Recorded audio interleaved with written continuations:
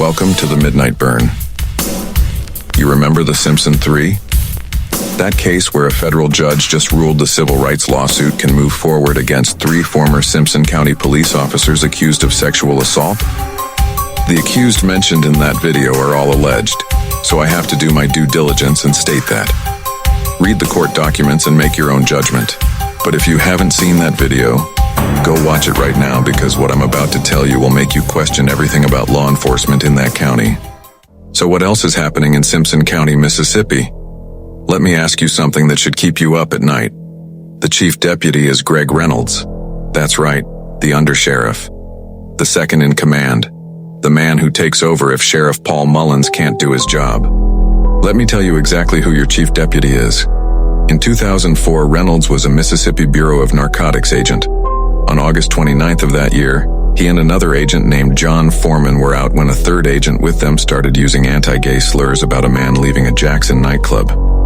That third agent then ordered Reynolds and Foreman to pursue the victims in their vehicle. They pulled them over. No legitimate reason, just prejudice and power.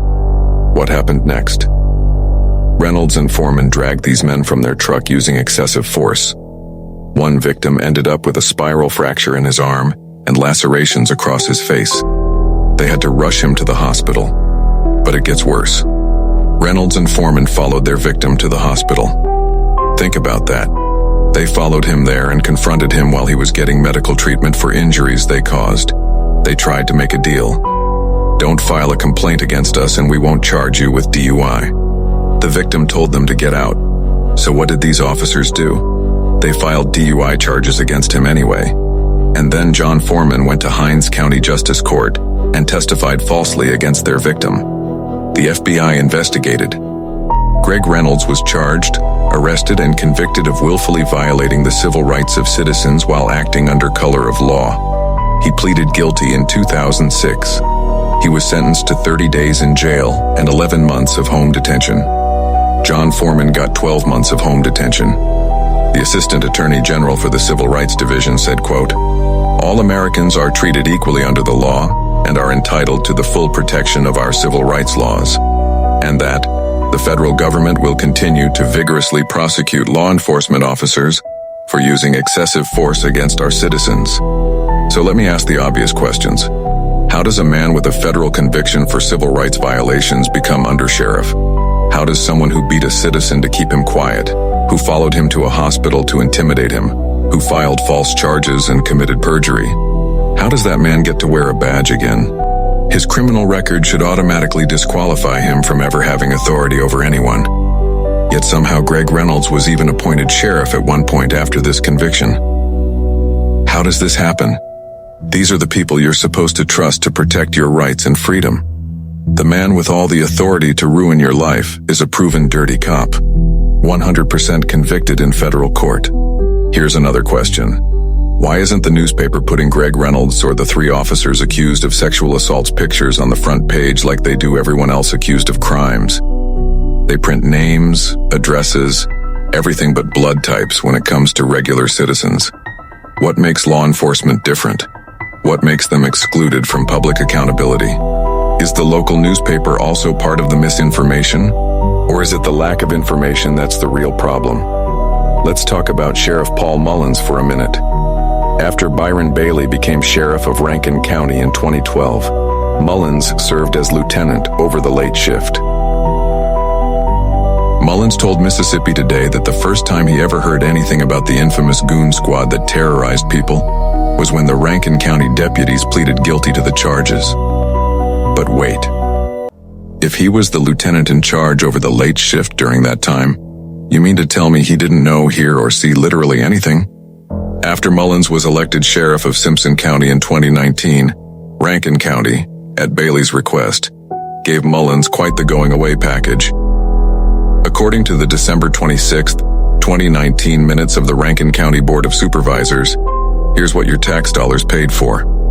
An unmarked 2019 Chevy Tahoe, a winch and winch bumper, a Motorola mobile radio, a Motorola portable radio, a 9mm Glock, an AR-15 with a red dot scope, a Nikon Black Rangex 4K laser rangefinder, and a steel chainsaw.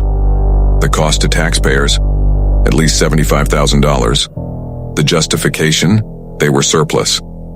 I wonder, did any other sheriff get an assault rifle, chainsaw, Chevy Tahoe, and rangefinder when they left? You paid for that. But did you have a say in the decision? I think you know the answer. In 2022, a man named Clint Pennington pleaded guilty to aggravated domestic violence. The judge sentenced him to 5 years in prison. Under Mississippi law, he could have received up to 30 years. He was to be released in less than 18 months. Rather than being locked up in state prison, he was spending his days at the Simpson County Jail. Mullins told Mississippi Today he originally kept Pennington because his daddy used to be sheriff and his wife was working at the Rankin County Jail. He claimed the Mississippi Department of Corrections asked him to house Pennington after sentencing, presumably for safety reasons. Mullins said, "Some people in the public think I'm doing it for Bryant Bailey, but I would do it for anybody." Anybody? Or anyone that gives you a Tahoe, new chainsaw, laser rangefinder, and assault rifle with a new scope? Why even make the statement that people think you're doing it for the Rankin County Sheriff if there's nothing to it? Perhaps the silence and closed mouth on corruption and involvement was a fair trade. Again, I'm just asking questions. But I mean, I could definitely use a new chainsaw. Mullins also hired Adrian Durr. According to court documents, Adrian Durr, 43, used excessive force against an arrestee in the custody of the Simpson County Sheriff's Office. The indictment alleges that while the arrestee was handcuffed to a bench, bolted to the floor and shackled with leg irons on his ankles, Durr struck the arrestee in the head with the hand grip of his taser. After striking the arrestee with his taser, Durr kicked the arrestee in the head, rendering him unconscious. At all times, the arrestee was handcuffed and hobbled with leg irons on his ankles. Durr was also named the county's top cop. Mullins said officers of Durr's dedication are becoming harder to find, and he commended him for his work ethic and his proactive policing. Does he get a chainsaw and assault rifle as well?